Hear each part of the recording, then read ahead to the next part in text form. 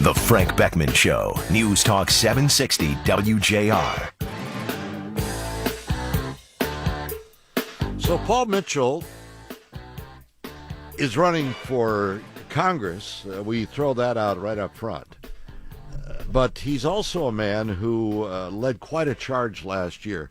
I don't know of one person who could claim more individual responsibility for opposing Prop 1, that ill-fated ballot proposal that went down in flames like none in the history of the state. 80% of Michiganders said no to it when the legislature put together this patchwork of ideas that was headlined by an increase in the sales tax from 6% to 7%.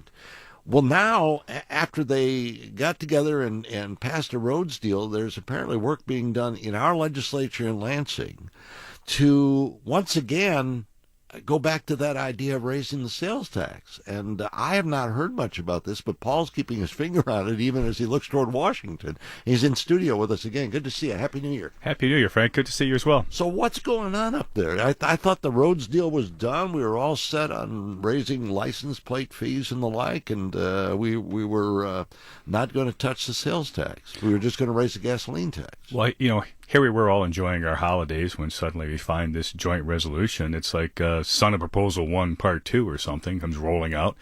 Deja vu all over again. I'm looking at it over the holidays going, what is this? And basically, if you read the press release on it, some of our state senators have gotten nervous about moving and reallocating $600 million in the state budget because that may be a challenge. The quote is it makes them nervous. So they want $1.6 billion a year for the next 10 years to quote, fix our roads. But really the reality is it shifts money, it frees up money in the state budget so they can do other things. It gives wiggle room in the state budget so they can spend on the things they want. And that's not what the voters said. As you recall, May 5th, they said, that's not going to cut it. Work within your means. The taxpayers get nervous when they have to take care of their budget every month, every week when they pay their bills.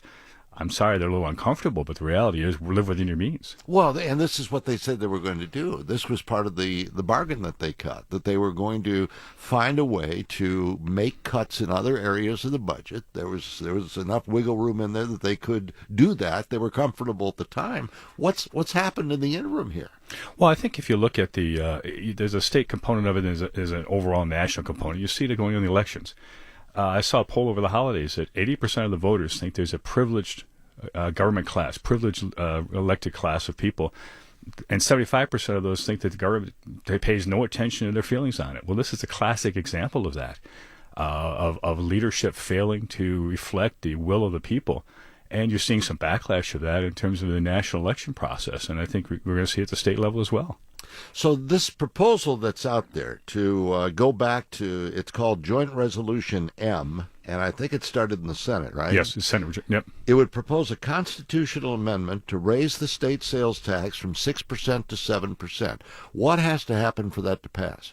Well, it has to pass the Senate with a supermajority. It has to pass the House, and then it has to go to the ballot. So theoretically, the voters would have to vote on it again. I don't see that process going well for them. People have contacted me about they can't be serious. What were people thinking? And my reason for bringing it up was to say, wait a minute, the people have already spoken on this. They've spoken pretty clearly on this. So why are we even talking about this? Why are we putting this forward?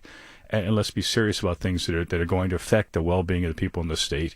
And I'm not sure spending any time or putting this forward as a proposal makes any sense. Well, there's still a chance that it'll never see the light of day, right? Well, hopefully I'll do everything I can to make sure it never sees the light of day. And there's others who contacted me to make sure it's not going to see the light of day. So I don't believe that, let's put it this way, by killing it early, at least we're not going to see it surprise us later. Yeah, well, that's true. And I just, but I worry because it was brought up during the holiday season, right? I can't tell you when it was submitted, to be honest. I saw information on the holiday season. Well, I never saw the info. I like to think I'm pretty informed about what goes on in Lansing. I didn't even know this was happening. Well, and to be honest with you, I get an email and then a call, basically some version of, hey, did you see this little gem? I hadn't seen it either until the holidays, and I spent the time reading it. The good news is it wasn't like Proposal 1, which was 46,000 words. This was a simple resolution. It reads pretty clear what the intent is. And we need to understand that we have senators and a Republican supermajority that are proposing a tax increase of $1.6 billion. in order to theoretically fund the roads while they move money to other things. This is a conservative majority, allegedly conservative majority, that are doing what they are taxing us more, when in fact we're highly taxed already. Right, Paul. Would they go back and undo the roads fix? It would repeal it. The other component of it is it repeals what was done and agreed to and signed by the governor. It would repeal that in its entirety. But we have to understand it is an increase over what was done, already agreed to earlier in the year on the road proposal. It's I don't know why you'd even put it in there, but some people think, and some people in the Senate, there are 4 senators that co-sponsored this thus far, and it doesn't make sense to me to even begin talking about this. And let's be honest about it, Frank, we've got significant and serious issues that we have to resolve in the state. You were talking about it earlier, the Detroit Public Schools, the Flint water issue. I mean, we've got serious issues in the state, so why waste time and paper on something that is really this silly? Who were the 4 senators who proposed it? You had Senator Horn was the sponsored it. You had Senator Green, who was the co-sponsor, Senator Borer, and Senator Jones are the 4 that signed on as of the material that I had seen on it. Now, there may be others. Yeah. I can't tell you.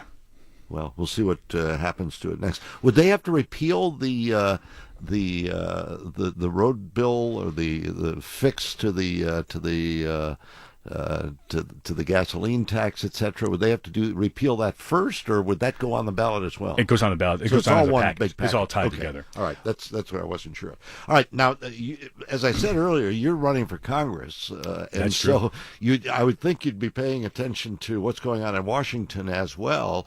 But this was your pet project, and that's why you were also looking at Lansing. But we got the president about an hour from now is going to be talking about this executive order or executive orders on gun control and making people who sell more than one weapon register themselves as gun dealers. What are your thoughts on what he's doing? Well, I think it's an example of the same problem we have at the state, which is leadership failing to respond to the will of the people. On Proposal 1, the people said this is silly. 80% voted no, yet we have another version of this coming forward. You've got a president ignoring the will of the people. You look at the number of gun registration background checks that were done on Black Friday, and you had enough background checks cleared on Black Friday to arm the United States Marines and 2 divisions of the United States Army. Now, that tells me there's a whole lot of people that feels they need a firearm. And the president, rather than legislate, rather than respect the legislature, respect our Constitution, he's become the dictator-in-chief. I'll tell you what's good for you. And the thing to recognize is that these provisions and the additional gun control provisions would have done nothing to prevent Sandy Hook, would have done nothing to protect the issue that happened in California with terrorism. They don't impact those. Evil people don't worry about violating a regulation. They don't worry about violating the law. It's only one more thing. Do you really think that what happened in California, they were worried about violating gun laws?